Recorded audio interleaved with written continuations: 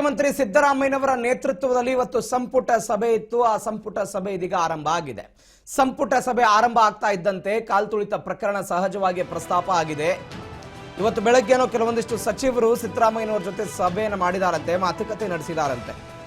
ಸಿದ್ದರಾಮಯ್ಯನವರ ನೇತೃತ್ವದಲ್ಲಿ ಸಚಿವ ಸಂಪುಟ ಸಭೆ ಶುರುವಾಗಿದೆ. ಸಂಪುಟ ಸಭೆ ಶುರುವಾಗ್ತಾ ಇದ್ದಂತೆ ಕಾಲ್ತುಳಿತ ಪ್ರಕರಣ ಸಹಜವಾಗಿ ಪ್ರಸ್ತಾಪ ಆಗಿದೆ. ಸರ್ಕಾರಕ್ಕೆ ಒಂದು ಕಪ್ಪು ಚುಕ್ಕೆ ಇದು. ವಿರೋಧ ಪಕ್ಷಗಳು ಇದೀಗ ಸರ್ಕಾರದ ವಿರುದ್ಧ ಅಸ್ತ್ರಗಳನ್ನು ಪ್ರಯೋಗ ಮಾಡ್ತಾ ಇರೋದು. ಸ್ವತಃ ರಾಜ್ಯದ ಉಪಮುಖ್ಯಮಂತ್ರಿ ಡಿ.ಕೆ. ಶಿವಕುಮಾರ್ ಹೇಳಿದ್ದಾರೆ, ಅವಮಾನ ಆಗಿದೆ, ನಮಗೆ ರಾಷ್ಟ್ರ ಮಟ್ಟದಲ್ಲಿ ಕರ್ನಾಟಕ ಸರ್ಕಾರಕ್ಕೆ ಅವಮಾನ ಆಗಿದೆ ಅಂತ ಡಿ.ಕೆ. ಶಿವಕುಮಾರ್ ಅವರು ಹೇಳಿರೋದು. ಇಂಥ ಸಂದರ್ಭದಲ್ಲಿ ರಾಜ್ಯ ಕ್ರಿಕೆಟ್ ಸಂಸ್ಥೆ ವಿರುದ್ಧ ಏನೋ ಪ್ರಕರಣ ದಾಖಲು ಮಾಡಬೇಕು ಅಂತ ಕೆಲ ಸಚಿವರೇನೋ ಮಾತನಾಡಿದರಂತೆ. ಬೆಳಗ್ಗೆ 11 ಜನ ಮೃತಪಟ್ಟಿರೋ ಬಗ್ಗೆ ಪ್ರಕರಣ ದಾಖಲಿಸಬೇಕು, ಅವರ ವಿರುದ್ಧವೂ ಕೂಡ ತನಿಖೆ ಆಗಬೇಕು ಅಂತ ಕೆಲ ಸಚಿವರೇನೋ ಮನವಿ ಮಾಡಿದ್ದಾರೆ. ಸಾಮಾಜಿಕ ಜಾಲತಾಣದಲ್ಲೂ ಕೂಡ ಇಂಥದ್ದೊಂದು ಚರ್ಚೆ ಆಗ್ತಾ ಇದೆ. ಏನಂತ, ಕರ್ನಾಟಕ ಸ್ಟೇಟ್ ಕ್ರಿಕೆಟ್ ಅಸೋಸಿಯೇಷನ್ ವಿರುದ್ಧ ಒಂದು FIR ಅನ್ನ ದಾಖಲು ಮಾಡದಷ್ಟು ಕೂಡ ಸರ್ಕಾರ ವೀಕ್ ಆಗಿಬಿಡ್ತಾ ಅಂತ ಸಾಮಾಜಿಕ ಜಾಲತಾಣದಲ್ಲಿ ಚರ್ಚೆ ಆಗ್ತಾ ಇರುವಂತ ವಿಚಾರ. ತನಿಖೆಗೇನೋ ಕೊಟ್ಟಿದ್ದಾರೆ, ಮ್ಯಾಜಿಸ್ಟ್ರೇಟ್ನವರು ತನಿಖೆ ಮಾಡ್ತಾರೆ, ಬೆಂಗಳೂರು ನಗರ ಜಿಲ್ಲಾಧಿಕಾರಿಯವರ ನೇತೃತ್ವದಲ್ಲಿ ತನಿಖೆ ಆಗುತ್ತೆ, ಇತ್ಯಾದಿ ಇತ್ಯಾದಿ ಎಲ್ಲವೂ ಓಕೆ.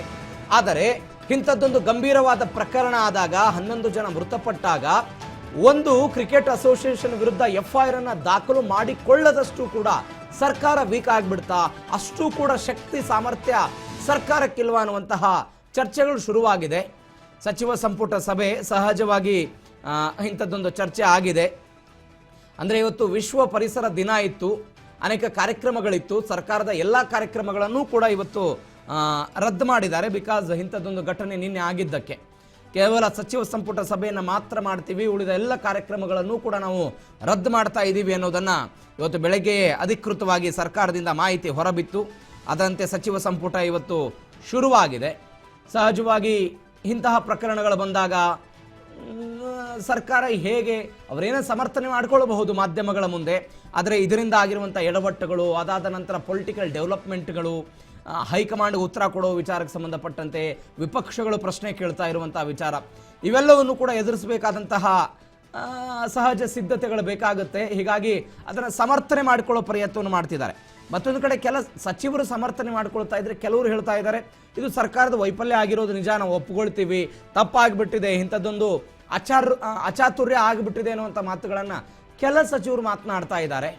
ಹೀಗಾಗಿ ಏನಾಗುತ್ತೋ ಗೊತ್ತಿಲ್ಲ ಈ ಪ್ರಕರಣ. ಅಂದರೆ 15 ದಿನದೊಳಗಾಗಿ ವರದಿ ಕೇಳಿದ್ದಾರೆ, ಯಾರ ವಿರುದ್ಧ ಪ್ರಕರಣನೋ, ಯಾರ ವಿರುದ್ಧ ತನಿಖೆ ಮಾಡ್ತಾರೋ, ಯಾರು ತಪ್ಪಿತಸ್ಥರು ಅಂತ ಇವರು ನಿರ್ಧಾರ ಮಾಡ್ತಾರೋ ಗೊತ್ತಿಲ್ಲ.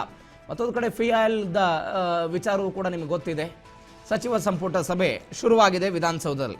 ಸಿದ್ದರಾಮಯ್ಯನವರ ನೇತೃತ್ವದಲ್ಲಿ ನಡೀತಾ ಇರುವಂಥ ಸಂಪುಟ ಸಭೆ.